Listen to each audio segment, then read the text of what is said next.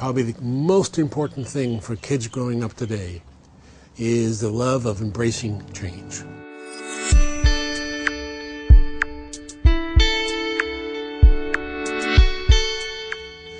I mean, the catch for preparing students for the 21st century workforce is how do you get kids that have curiosity and a questioning disposition? We've called it in the past the gaming disposition. Is that if you look at the disposition of hardcore gamers, such as World of Warcraft, mouse and multiplayer games, the surprising things you find, contrary to what people think, is these kids, first of all, are incredibly bottom line oriented. They want to be measured because they want to see how much they're improving. And in fact, the most common mantra of a real gamer is if I ain't learning, it ain't fun. I don't think any kid is born digitally native. I think kids are born consuming media, but I don't think kids are born producing media. So almost any kid that you look at and you say, oh wow, this is a great user of digital media, you can trace back. There's a parent, there's a program, there's something that inspired them and developed them.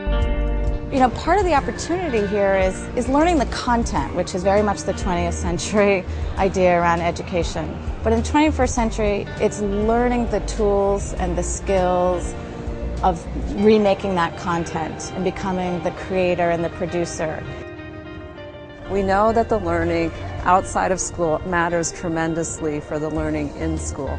So a lot of what we're trying to say about kids' informal learning with new media is part of an already existing set of understandings that educators have of the importance of the home environment, for the peer environment, for the community, for learning that happens in schools. The question is, how can we be more active about linking those two together? We just assumed when we opened the school that digital media would be available at all moments. And we have a technology philosophy around bring it out when we need it and put it away when we don't need it. We have a wireless building, the kids use laptops, and the reason we do that is so that we can put them away when it's actually not the best tool for them to be learning with. We find when we talk about 21st century skills, people often reduce them to skills for the workplace and skills involving technology, and we really are thinking about skills for creativity, for civic engagement, for social life, the full range of experiences that young people will be involved in the future.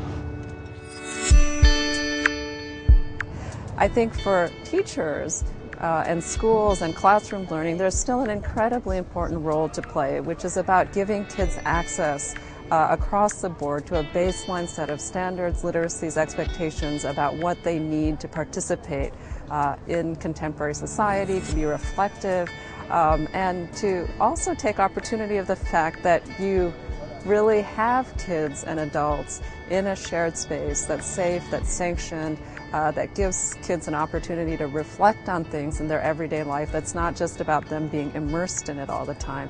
So I think that there are incredibly important functions for schools. What we're saying by valuing informal learning is not that we should abandon formal learning, but that we should get those working together in a much more coordinated way.